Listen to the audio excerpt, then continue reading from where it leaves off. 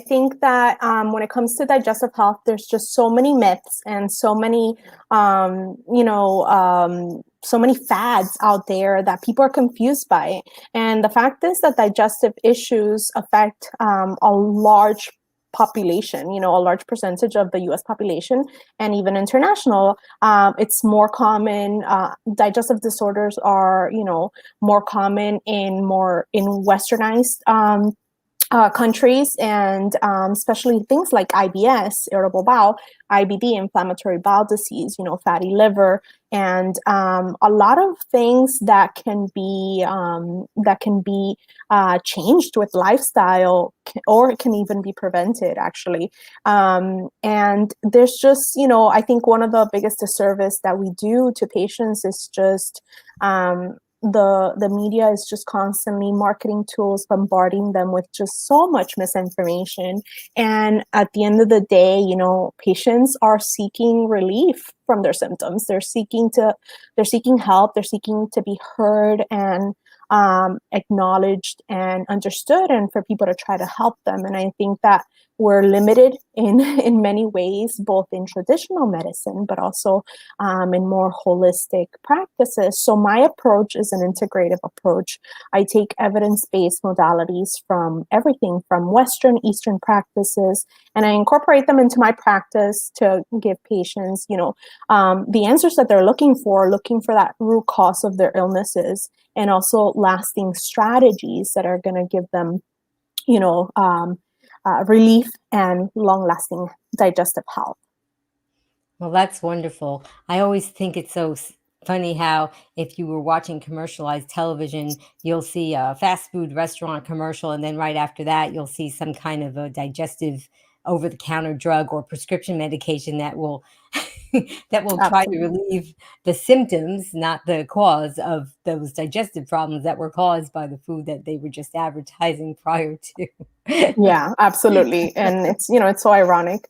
And I think that in traditional medicine, we're just not taught to view the person as a whole. We're taught to kind of dissect specific organs and just hyper focus on them, but also dissect and just focus on specific illnesses, with a focus on the treatment, but not really getting to that root cause,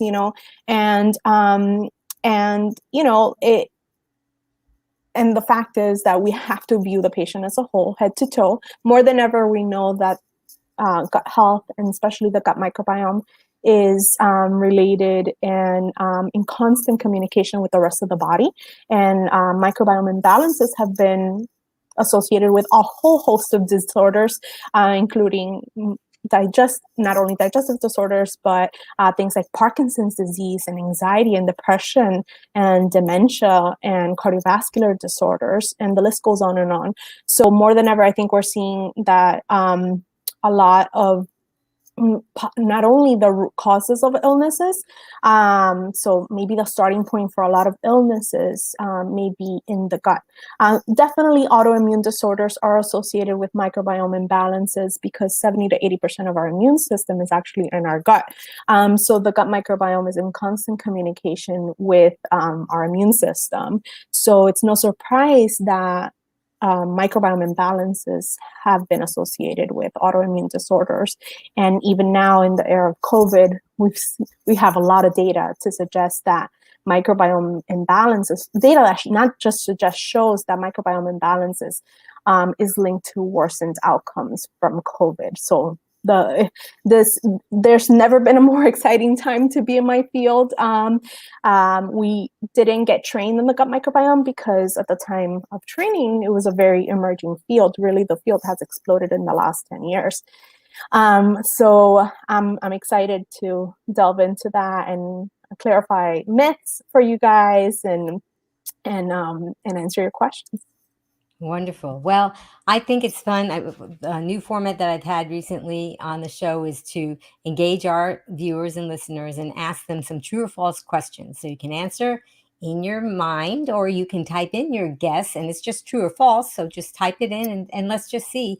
And then Dr. Mendez will answer those questions. So we're going to start off with our true or false questions. We just have a few of them.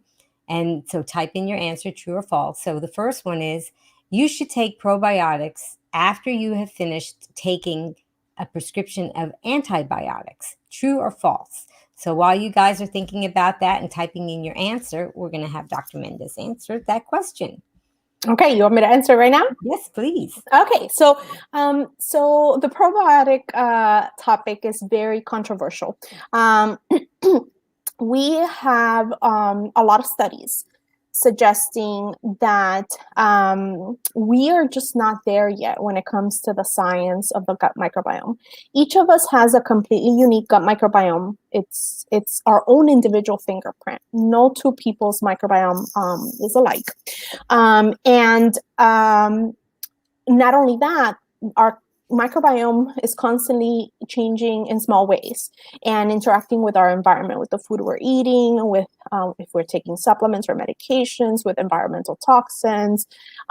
It's changing as we, sleep, exercise. It's constantly in flux, minor changes, but still changing constantly. So when it comes to probiotics, the supplement industry is not FDA regulated. So when we talk about now, more than ever, I think we're all a little bit more aware about the FDA regulations and the process that it takes to approve things. And I think this is a good time for us to practice and be more wise, exercise more wisdom when it comes to what we put in our body. And that means supplements as well. So supplement industry is not FDA regulated. The FDA kind of tells individual companies to regulate themselves. And yes, some companies are third-party tested, and there are some certifications where you can meet higher quality supplements, have the stamp for higher quality supplements. But at the end, it hasn't been tested on a large scale on humans. So what that means that that's no different from probiotics. So a lot of the studies that we have from probiotics are testing stool, but not the best way to test the stool.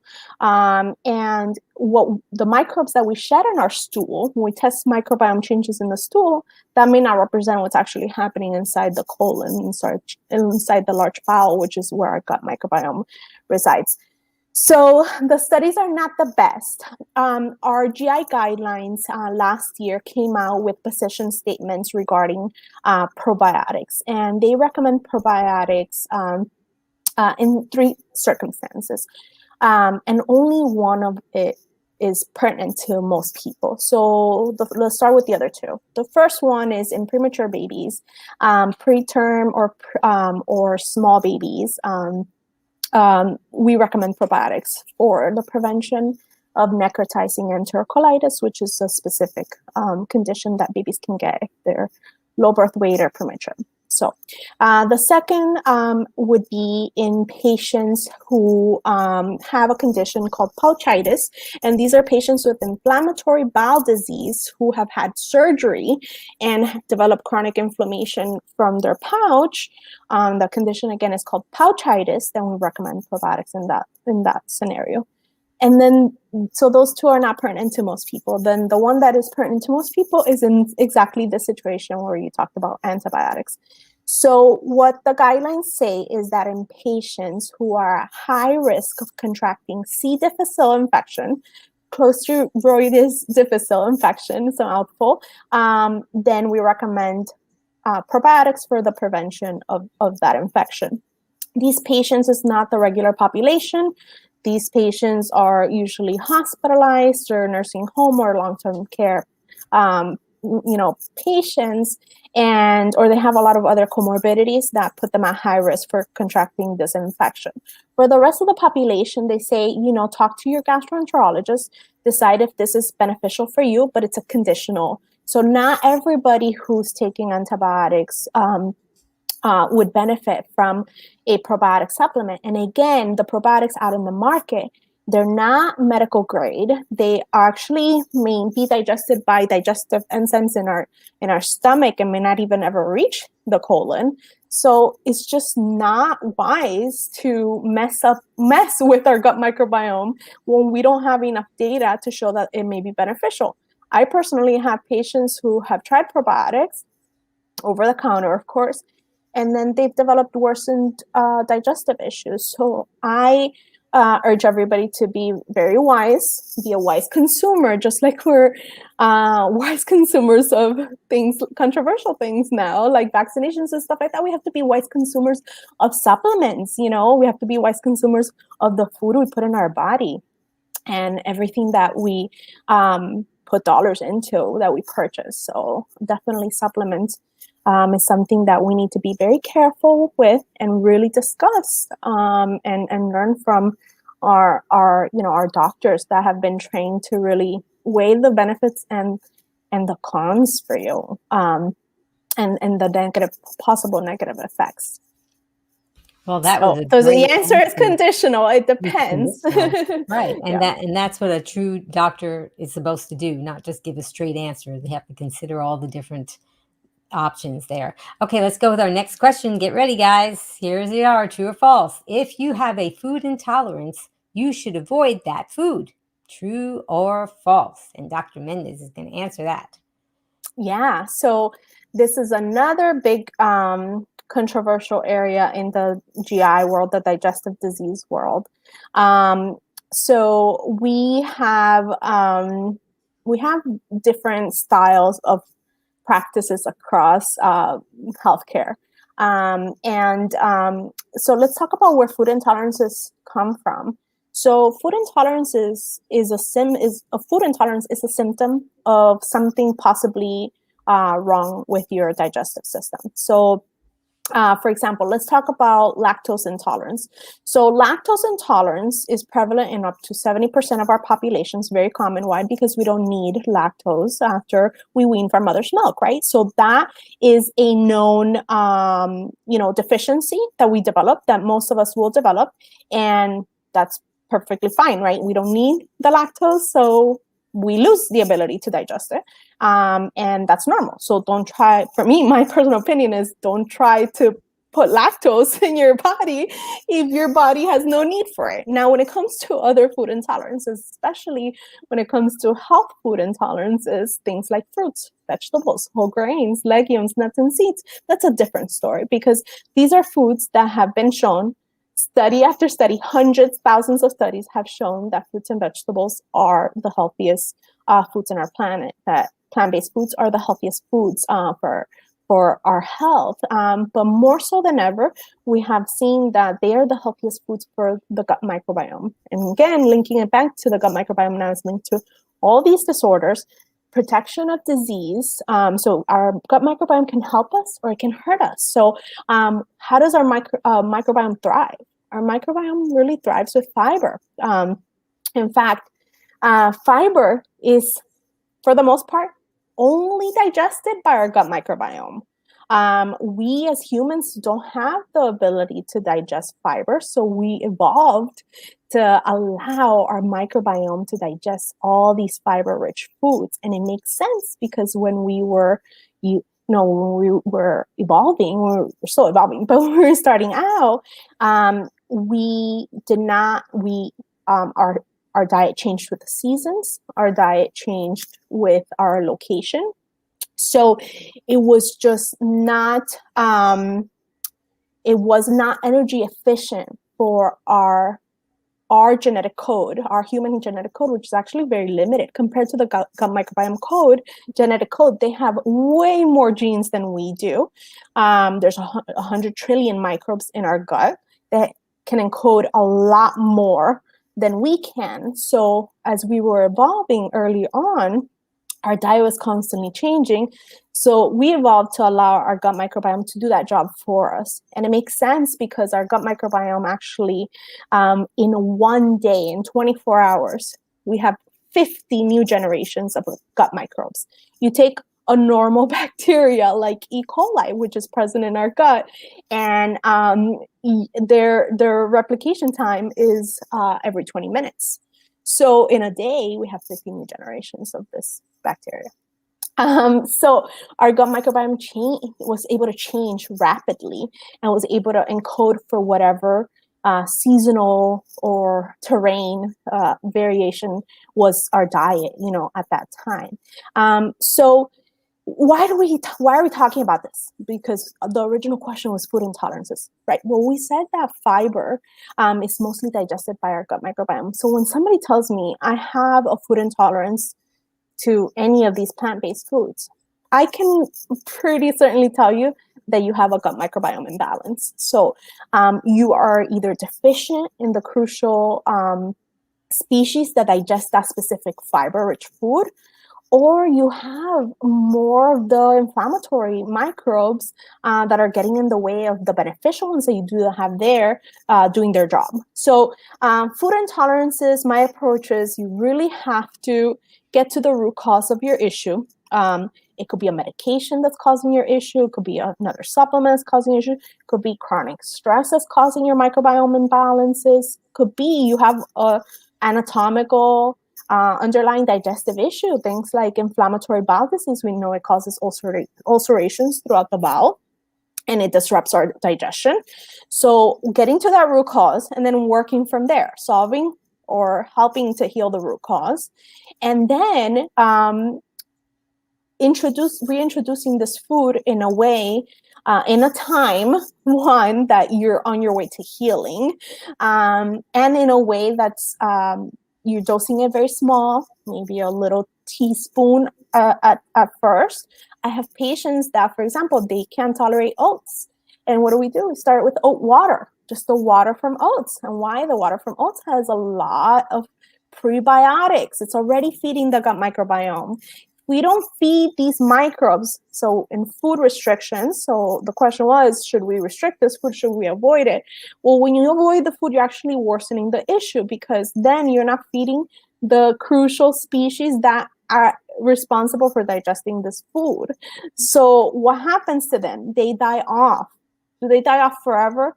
No, they don't die off forever, because they encode memory and genetic material in there. They can resist being wiped out. So that's good for us, because if we reintroduce the food, but in small amounts, increasingly bigger, then we can feed them. They can thrive again eventually. But it has to be with somebody who's knowledgeable on this. And the truth is, most people are not, either because, they don't know about nutrition. Ideally, it would be a pair of a gastroenterologist who really, has kept up with the data on the gut microbiome, and with a registered dietitian that specializes in digestive illnesses. There's not that many pairings of these. I'm part of a team that works like this, but there's not a lot of these pairings. So then the most common thing that patients are told is that avoid the food. Or they'll do these food intolerance tests that are not validated by any scientific data. And it tells them, okay, you are intolerant to lettuce and nuts, and you're intolerant to tomatoes and basically all plant-based foods. Well, these food intolerances are not validated. We have no data right now that says that they actually test for what they're supposed to test. They're IgG testing, meaning if you had lettuce yesterday, it's going to be positive. Does that mean that you're intolerant to lettuce? No, that's ridiculous. So they're scam, unfortunately. And if you Google this right now, there's 100 companies selling them, and patients, most of my patients come to me having spent hundreds of dollars on these tests. And ultimately, they actually end up spending thousands of dollars, because then they're told, then you have to take this supplement to fix this, and you have to do this to fix that. None of it science-based. So it's really, really unfortunate, but food intolerances can be overcome. The answer is not to restrict these foods forever. Get to the root cause of what's causing your food intolerance, and then work with somebody that's going to help you achieve that lasting healing, so that you can thrive and you can, have enjoy a whole host of plant-based foods, and feel like you're really you're not restricting, that you're really living to the fullest. That's really great information. I'm sure there's a lot of people out there that think that they have these food intolerances, and their life is definitely being affected by it. And having somebody like you could really change their world, and you could help them design their lifestyle so that they could accommodate these things. Okay, let's go with our next true or false question. Are you ready, class? True or false? Beans have lectins and therefore should be avoided. True or false? Oh my gosh, the lectin issue. Where do we start? So, if people tell, like my husband tells me, like you would be a millionaire if you just sold your soul, like the lectin paradox. That's not based on any scientific data. Most plants have I think lectins to some amount. Some have them in higher amounts than others. And the truth is that, these are plants' way of protecting themselves out in nature, just like every living thing has ways of protecting itself. The truth is that lectins, for example, in beans have one of the highest levels of lectins. It's cooked off in the cooking process, and nobody's eating legumes raw, because first of all, it's going to come out the same way that it went in, and that's just not pleasurable to eat beans like that. So in the cooking process, we are cooking lectins off, and beans, for example, which have the highest levels of lectins, are found to be the healthiest food on the planet. In fact, it's probably the number one perfect food, right? Because it has a lot of complex carbohydrates. It has a ton of nutrients. It has prebiotics, which are food for our gut microbiome. And it has the protein that we need to survive. So beans are the perfect food, has been associated with increased longevity, in the blue zones regions throughout the world, and it's just an incredibly healthy food, and it's the number one lectin rich food. So that just tells you right there that this is not true. We should not stop consuming things that have lectins, and the reason why this person was able to and is able to get rich off of this fad is because beans are the number one food where people have digestive issues digesting them. So let's decipher why. Let's dissect it. So I'm Cuban, so I grew up eating beans, right? So it's part of my diet from the beginning. But a lot of Western populations did not grow up like that. Beans were not part of most Americans' diet, right? And a lot of European areas either. So when we go back to what we said about the gut microbiome, if you don't use it, you lose it. So if you were not brought up eating beans, then the microbes that are responsible for digesting beans were never fed.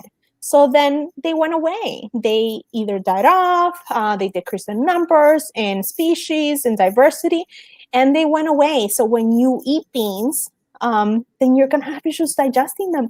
Why? Because the microbes are the ones responsible for digesting that fiber in beans. So it's no surprise to me that he was able to capitalize on this idea that people have problems digesting beans by demonizing beans and other lectin-rich foods that people have trouble digesting. But he's not solving any issue. He's not getting to the root cause. He's worsening actually the diversity in our foods and the diversity in our gut microbiome. He's hurting people more than helping them. How does he do that? By selling supplements to get rich.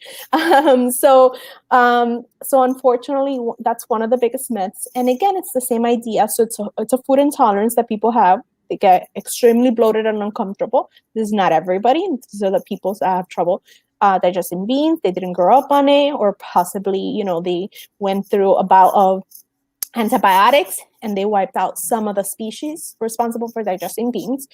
So does that mean you have to avoid them forever? No. Again, we have to go back to reintroducing them in a way that is tolerable for you.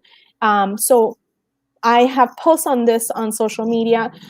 With beans, you want to soak them. I recommend soaking them for at least 24 hours. Why? That breaks down a lot of the outer cover that is hard to digest. And then pressure cooking them, for example, or using sprouted legumes, sprouted beans that you can buy anywhere now. Those are all have higher digestibility. lentils are a great way to start because they don't have a rough outer covering and they're pretty easily digested. And again, just soak them, try them out in small amounts, a teaspoon at first, see how you feel. And then afterwards, you can increase how much you're eating. Also, including spices, different spices, like oregano and cumin when you're cooking these beans actually makes them a lot more digestible.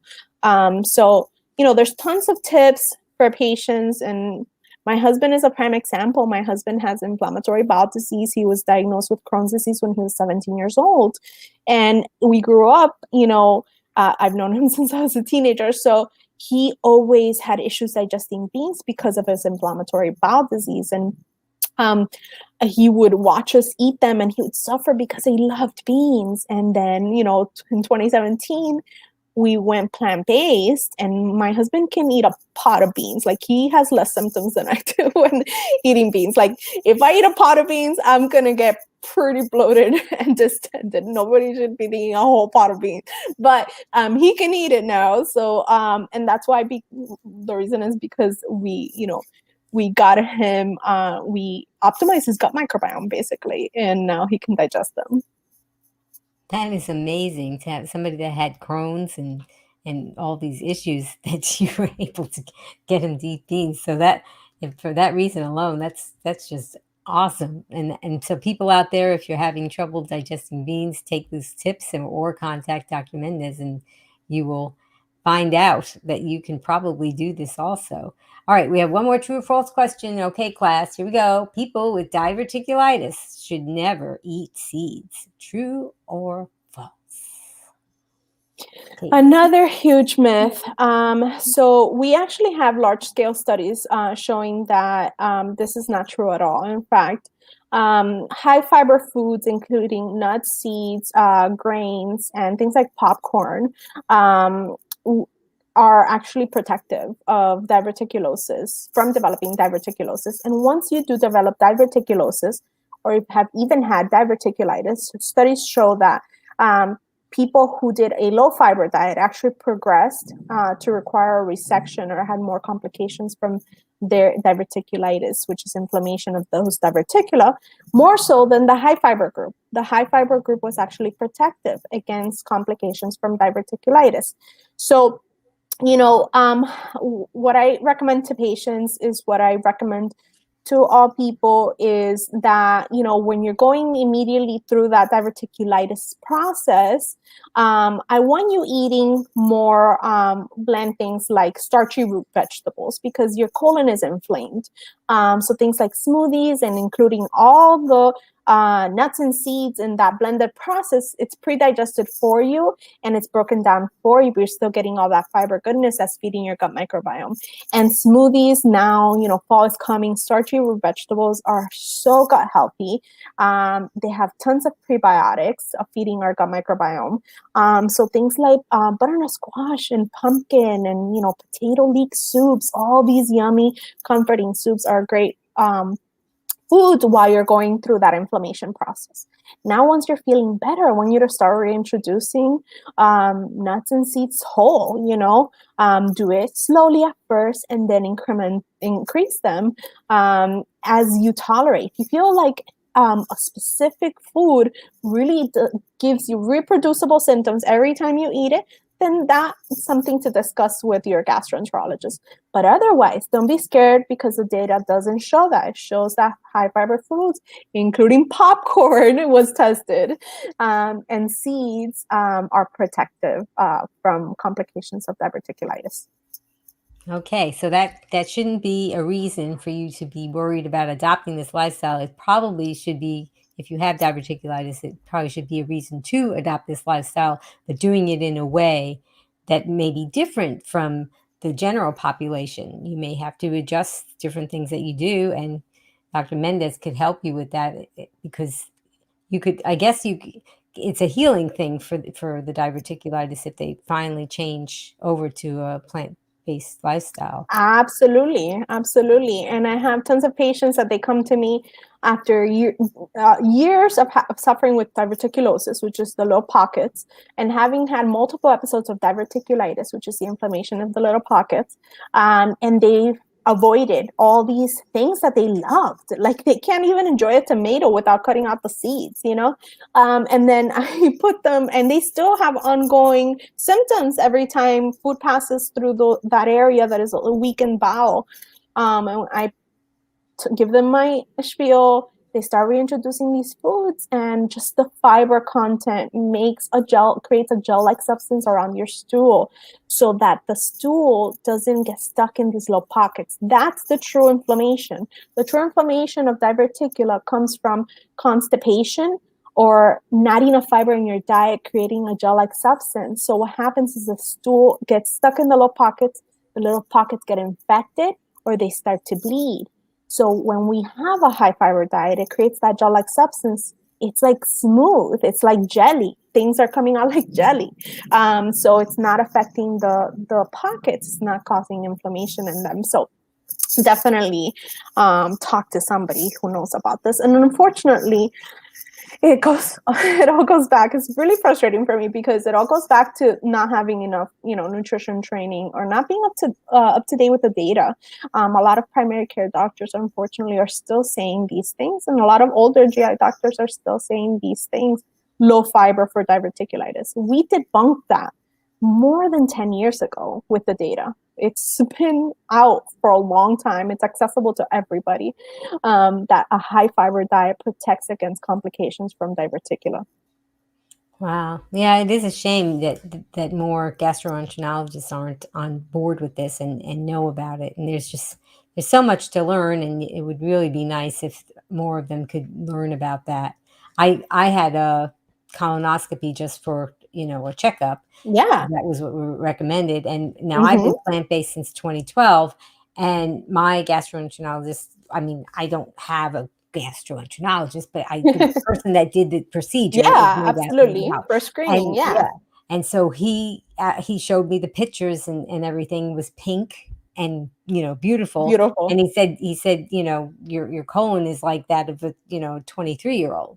Yeah. And he also said that I only see this in two populations, and one is people, first generation Asian, and then I also see it with people who, well, he said vegan. So yeah, Yeah. but yet he doesn't have anything, in his practice where he promotes his lifestyle. I don't know if he's putting the two things together, I know. It's it's so unfortunate. It's so unfortunate that, again, it's missing that whole body picture, that integrative approach, and seeing the person as a whole, not putting their lifestyle with their disease, disease prevention or diseases together. And I'm so glad you said that, Amy. I'm so glad that you said that you got a screening colonoscopy, because the truth is, while we can do everything in our power and really optimize our health with our lifestyle and a plant-based nutrition or plant-forward nutrition, we're not disease proof. Okay, there's many things that we don't know about disease, including environmental factors. Okay, there's a lot of environmental toxins that we just don't have enough data. Things that are surrounding us right now, fumes coming off the paint in our walls and our couches. There is emerging data that this does disrupt our gut microbiome. It does disrupt our health, and environmental factors are becoming one of the leading causes of certain diseases. Just like we know nutrition is one of the leading causes of other diseases. So, just because we follow a plant-based diet doesn't mean that we're disease proof, and we really need to be healthy.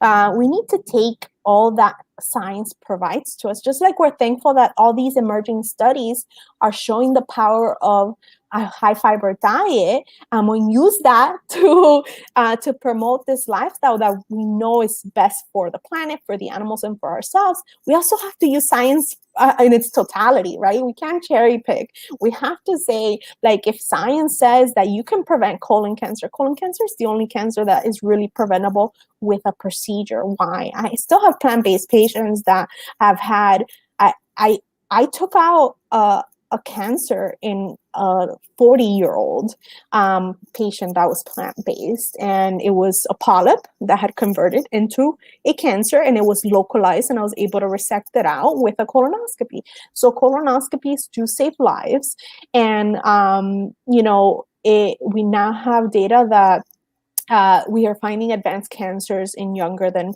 50-year-olds. So that's why our guidelines recently changed to 45 and up getting screening colonoscopy. And if your colon is clean, you don't have any polyps, you're not going to need another one for 10 years. This is a 15-minute procedure. We do colonoscopies in 15 minutes. And nothing replaces a colonoscopy because it's direct visualization inside your bowel. If we find a polyp, we remove it right there and then, and we prevent colon cancer right there and then. You don't have to go to a surgery or anything like that. Then you go home, and you can enjoy the rest of the day off. So it really does save lives. So I recommend that people get all their screening done, really do everything they can to optimize their health, not just with nutrition and lifestyle, but with what science has available for us. Yeah, and that's why I think it's so great that you practice lifestyle medicine, where you don't just think about plant-based lifestyle and meditation and things like that, because of course those are wonderful ways to improve your health. But we, like you said, we're not bulletproof. And sometimes you do need a medical procedure or even a medication. Yeah. If it's called for. But in your practice, it seems that you try to avoid those things and use the lifestyle as a first line of defense. Absolutely. So I think people get the best of both worlds. Yeah. With you, and they don't have to worry about something being skipped over. So that's really wonderful. So it looks like we have some questions. So we're going to go for one of our questions now. Kathy Cook. Hi, Kathy. I know Kathy. She wanted to know, what spice other than oregano did you suggest to use with beans? I said cumin, but honestly, there are so many spices that are incredibly gut healthy. I have several of these. I think on my social media, on my Instagram. I also have it on an ebook that's available on my website. But there's many different herbs and spices that are incredibly gut healthy for not only, remember, spices and herbs actually count as a plant point. So we didn't mention this, but studies show that 30 plus plants per week is associated with increased microbiome diversity. Microbiome diversity is exactly what we want, because all of us have good microbes and all of us have bad microbes, and it's actually not black and white like that. We say it like that, but it's not black and white like that. Under certain circumstances, the bad microbes, the pro-inflammatory ones, can actually do crucial fundamental functions in our body. And same way the other way around. Beneficial microbes under the wrong conditions, for not optimizing our health, can actually turn pro-inflammatory or have pro-inflammatory actions in our body or be detrimental to our health. So not black and white, but studies do show that 30 plus plants per week, different plants, 30 plus different plants per week, is associated with increased microbiome diversity. And that's what we want. We want more diverse microbes, because the more diversity of microbes we have, the more functions that they're fulfilling. And the microbiome has the number of functions that they do is it's a very long list. First of all, it's over 10 different crucial functions in our body. Regulation of our immune system, obviously regulation of our digestive health. They play a crucial role in metabolism and fat deposition in our body. They communicate with the brain. In fact, microbiome byproducts, things that the microbes create when we feed them fiber, can travel up to the brain and cross the blood-brain barrier.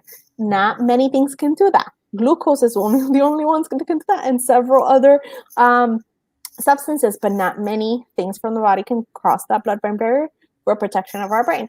So the list goes on and on and on. And we said immune regulation, but the microbiome plays a huge role, especially in that priming process in the early formative years of our lives. Our gut microbiome matures by the time we're 3 years old.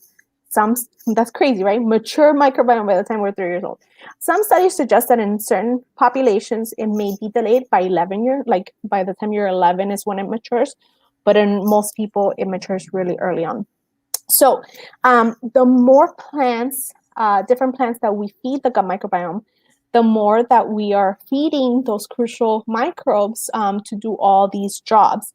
So herbs and spices count as plant points. So, using them and learning how to use them and playing around with herbs and spices is fun. For me, I grew up eating tons of herbs and spices.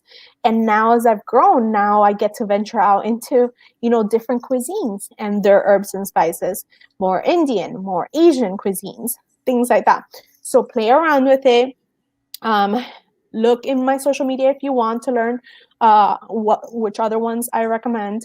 But really, all these herbs and spices, they serve a function in our body. Yeah, it's so amazing that, Deborah said plant points. I like that. Exactly. I think that's a really great way to think about it. Every meal is an opportunity to gain the points. And I think about sometimes if I have a salad or if I have a stir fry and I sprinkle in Italian blend, there's more than one spice in there. I mean, every time I sprinkle something in, I guess I'm getting plant points. Yeah, Yeah. absolutely. And other ones that are really great for gut health are ginger and turmeric. Okay, so ginger and turmeric in any variation. I recommend people take the roots, like the actual root, and you peel it, or you don't have to peel it. Put it into your smoothies. So that is a great way to get them in. But also in the dried ginger um, or the dried turmeric can be used for a whole host of different recipes. I have several. Actually, I have several recipes, tons of recipes on my social media using turmeric. So that's another great one. Yeah. In the beginning, and when I started this lifestyle, I would peel the beet, I would peel the turmeric and the ginger. And now it just all goes in the blender. And I don't know the difference. And I think that probably you get a lot of nutrients on those peels because I can't imagine people in the Stone Age were peeling. Absolutely. And you peeling know what? things. Those are plants are live foods. So, we talked about probiotic supplements, but we didn't talk about probiotic foods. So, plants are living foods. And yeah, unless you're like really cleaning or bleaching your plants, which I don't recommend, like bleaching your plants, but you're still getting live microbes in your foods. So, that counts as probiotic foods. So, there are live cultures in living foods, plants, fruits, vegetables, and so there you have already live cultures. But also, if you wanted to optimize your gut health a little bit, you can try out probiotic foods. There's tons of plant-based probiotic foods that are great for gut health and that help increase our gut microbiome diversity. And so things like tempeh, if you don't heat it a high heat, tempeh, which is fermented soybeans. Japanese have natto or natto. We have coconut or water kefir that we can use. So non-dairy kefirs you could use. We have sauerkraut. We have kimchi. Just make sure that it says probiotic on it. And those are the ones that come to miso. Obviously, miso paste. Again, don't overheat it. Miso paste is a must. I think it's so versatile, and it's a great probiotic food to use in your recipes instead of salt. You can use obviously in miso soup in so many different recipes, and it's just a great. It's I would just Google miso soup. Miso recipes. And then you'll get a whole host of how to use miso paste in your foods. So playing around and having fun with that is good. Yeah. I mean, since adopting this lifestyle, I thought that I was giving up foods, but actually I just keep adding foods and experiencing new things. And it's just wonderful. Like you said, there's so many things out there that we may never have been exposed to, and now we can be. All right, let's try another question. Deborah said, my son was just diagnosed with GERD and was given a prescription and a list of foods to avoid. What advice can I give him? So this is very typical. This is that advice that your son got is unfortunately what I see every patient previously be told. So the question is, why is he having GERD? Again, getting to that root cause. Did he gain weight recently? Most of us have gained weight during the pandemic. This is just a very trying time for all of us. Weight gain is one of the most common reasons to develop GERD. Does he have high stress right now? How are his stress levels? So all of these are reasons for developing GERD. Did he develop GERD? How was that diagnosed? Did they do an upper endoscopy? Did they rule out other causes of his symptoms?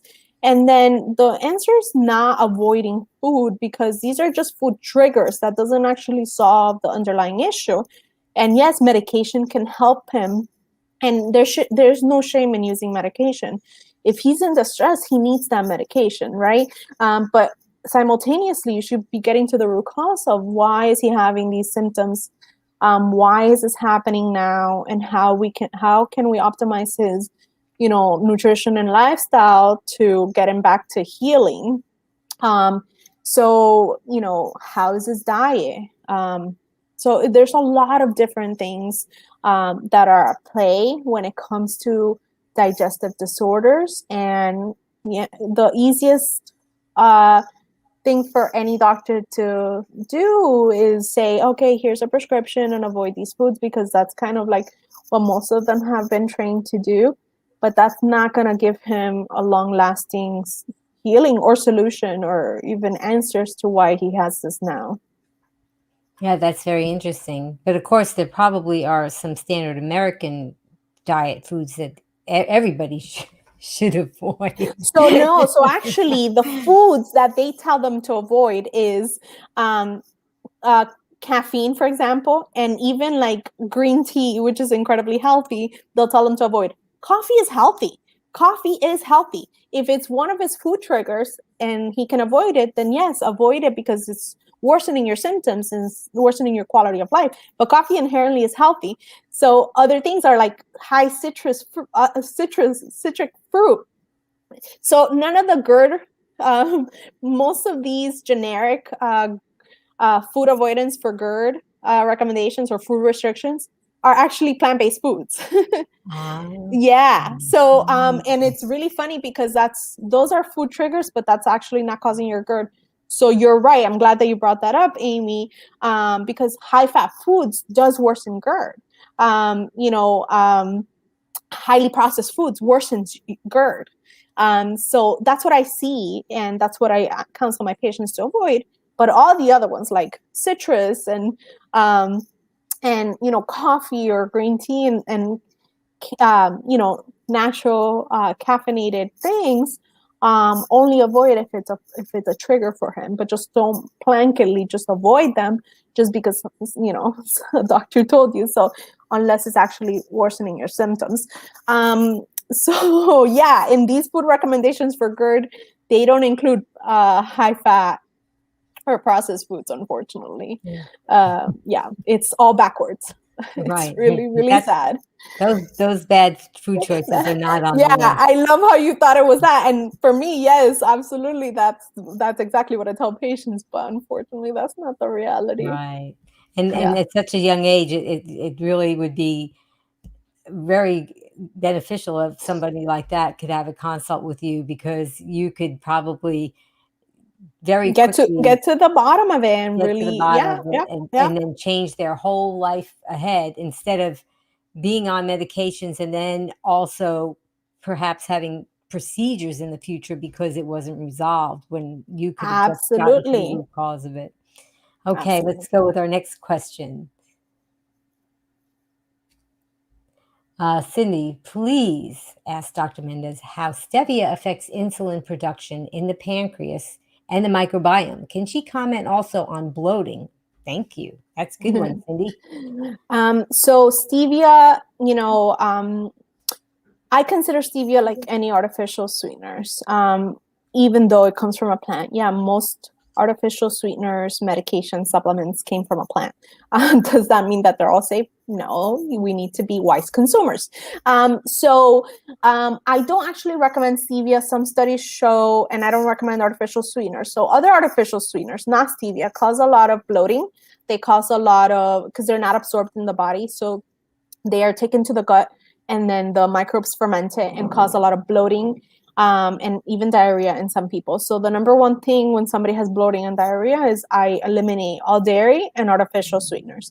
And artificial sweeteners are in a lot of processed foods. They're in a lot of these flavored drinks. If it says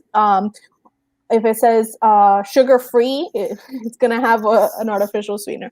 So artificial sweeteners have been shown to actually, because the number one source of energy for your brain is glucose. When you consume an artificial sweetener, you're telling your brain, I'm not getting my energy. So the brain is going to send signals to the body of hunger, and it's going to ask for more food. So that's why diet drinks and artificial sweeteners in anything from tea to whatever actually promotes more, unhealthy eating behaviors, and it can actually lead to more weight gain. Digestively, specifically, it causes bloating and diarrhea in many people. So I don't recommend using them ever, and it's also been associated with microbiome changes. Stevia is a little bit different. I still don't recommend this. Some studies do show microbiome changes. I am a fan of going back to the old days. Let's use natural sweeteners. I don't mind, even in diabetic patients, using things like date paste. Date paste would be and you can make this yourself with dates, very easily in a home. But date paste is, it's a whole food. So that would be my go-to. But things like that, you can't have any grainy stuff in it. I don't mind you using a little bit of maple syrup. And I even don't mind using a little bit of brown sugar. As long as you're not having, like half a cup of brown sugar, a tablespoon here or there of maple syrup or brown sugar is not gonna break your health by any means. So I'd rather patients use that than artificial sweeteners. It's just not, the data we have doesn't look great, and we don't have long-term data of like 20 years or anything like that. The other question was about the insulin. Well, artificial sweeteners are not going to stimulate the pancreas to create, insulin, because it's not sugar, so they don't act on the pancreas. Right. Yeah. Yeah, that's just so important to talk about. Yeah, let's eat whole foods, Right. And some people use honey. So if you're not vegan and you use honey here and there, that's another option for sweetener. I mean, the bees will suffer, and our world needs bees, but you have other options like maple syrup and date paste and agave. I don't love it. It does cause bloating in some patients. But you can also try it.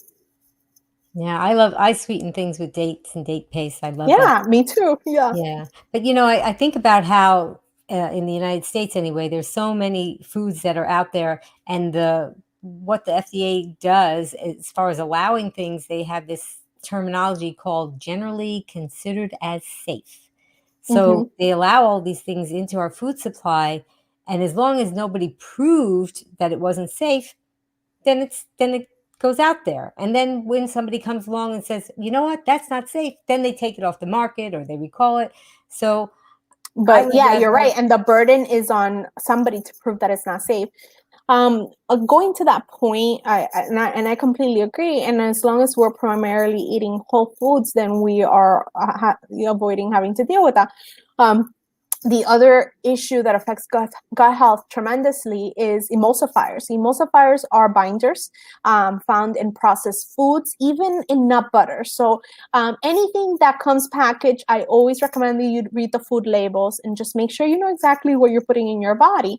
So if you're going to buy peanut butter or almond butter or any seed butter, the ingredients should just be that nut or seed and water. It shouldn't be anything else, and maybe a little bit of sea salt if you want, but not even. It shouldn't be anything else. But a lot of the commercial nut butters and seed butters, like Jiffy, and I don't even know, because I haven't bought those in many years, have emulsifiers. So they're binders that keep these foods on the shelf longer, and they bind oil and water. So emulsifiers have been linked to gut microbiome imbalances. They've been linked to um, things like increased intestinal permeability, which is layman's term is leaky gut. And we that's only scratching at the surface of what they could possibly do in terms of health. So when we are buying processed foods, we're not just getting the food, we're getting fat, we're getting refined sugar, we're getting tons of food additives that or in food colorants that we don't know what the long-term effects are, and have been shown to possibly, be harmful for health, even be possibly neurologically affect children. So, like there was a study the other day about food coloring being, possibly one of the triggers in ADHD and other neurological disorders in children. So as long as we're primarily, eating whole foods, we don't have to deal with that. So it's like, it's perfect, because then I don't have to be freaking out all the time about reading food labels. Obviously, we live in a modern world. We're all going to eat an amount of processed foods, but it's about, being wise consumers, knowing, navigating which processed foods may be better. Not all processed foods are created the same. There's minimally processed, there's processed or ultra processed. So things like that. And also reading those labels to make sure that we're not getting things that we don't want in them. We're all going to consume some amount of processed foods at one point or another, or possibly daily. But as long as overwhelmingly we're eating whole plant foods, then we are really optimizing our health. Wow. This is such great information, guys. I hope you're all taking notes, and maybe I think I'm going to have to watch this again, because it's just so much good information for all of us. So I wanted to give you, well, first of all, I want to tell everybody Dr. Mendez is available for telehealth, and I want to give Dr. Mendez an opportunity to tell us about that. And I'm going to do a little drum roll, because she's going to be revealing some new information about her practice that I think that this might be the first time that it's out in the world. So see, you guys, you stay tuned and you get to hear some first really hot off the press information. So why don't you go ahead and tell us about that? Yeah, absolutely. So I do see patients physically in my practice. I work at a hospital in Indiana, even though I'm Florida based. I travel back and forth, but I do see patients virtually through my own practice. And my own practice, that's where the exciting news is coming, is actually now transforming into a telemedicine specialist-based practice with other plant-based practitioners. So our group is called Planted Forward. Planted, like planted, like you're rooted. Plantedforward.com, and there they have the name perfect. And right now we are going to be doing our launch in the coming 30 to 60 days. It's already live and you can book with me, but we're going to be doing our launch. And if you navigate our website, you're going to see that we have a plant-based cardiologist, Dr. Nicole Harkin. We have, the company was started with me and Dr. Melissa Mandala, who's primary care and psychology. So she does family medicine, so she can see anybody from kids to adults. And we have 2 registered dietitians that are plant-based, and we have a health coach. What's special and unique about our practice is this is the only specialist plant-based practice. We're also integrative. So that approach that I mentioned to you guys about, taking evidence-based information from all of healthcare, right? Eastern, Western practices, traditional medicine, and alternative medicine, and treating the patient as a whole, whole body, mind and soul, is how we all practice. So we all have that in common, and I'm really excited to be working alongside this team. So it's a baby yet, or it's a baby, but we'll be doing our launch soon, and I hope you guys join us and subscribe to our page so you can follow along with us. That is just so exciting. So often people are saying, I wish I could find somebody that I could do telemedicine with that just had a specialized something. Jessie T said, congratulations. Oh my gosh, I'm so excited about this. Thank you. Lynn says, everybody's getting very excited about Oh, it. thank you so much, And it's guys. so great because they can, even though it's not actually happening right now, they can still go to the website that we told them about, Yeah, you can plantforward.com. go. Go ahead. You can go, you can book with me already, and you can subscribe to follow along with us. Our subscribers will get, I don't think that's active right now, but we'll be getting your first email in the next 30 to 60 days with like an ebook with recipes and information about our practice. And yeah, we're just really, really excited because it's been a year in the making, and we're excited about this. Oh, so wonderful because especially people who have digestive issues, they need some hand holding, and it's not just maybe one time that they need to talk to somebody, although that could even just make it happen. One Exactly. consultation, that could be it. But sometimes they're like, oh, what about this? What about that? And they want to talk again. And it's just so difficult to find a plant-based gastroenterologist. And then also you have the registered dietitian. So Yeah, really great. and a plant-based cardiologist, And which a plant-based there's not. cardiologist. We don't have a lot of plant-based cardiologists that take patients on telemedicine. And the beauty about this is that we see patients internationally. I've been through my own practice, which has morphed into this. Been seeing patients internationally. So I get patients from Europe, from Canada, from Mexico. And in the country, I think most of us are licensed in Florida, California, and I'm licensed in New York as well. And I think our cardiologist is licensed in New York as well. So those three starting off, and we will expand our states. Yeah, I'm sure it's going to be growing. Monarch and me says that does their telemus practice in Canada. I see patients in Canada. I see them often Mm. because Canada, and we can talk a little bit about this. Canada has great preventative care, I think, and just by looking at their food pyramid, it really does. It's more progressive than ours. But when it comes to specialty care, it's because they're hyper focused on primary care, preventative care, which really the U.S. should be too. They are lacking in specialists. So specialists have a long wait list. There's not a lot of digestive disease specialists, especially, all digestive disorders, but also inflammatory bowel disease, which is my specialty. So I see a lot of patients from Canada for digestive disorders. So yes, you could book with us And you're on the bilingual, website. right? You're bilingual?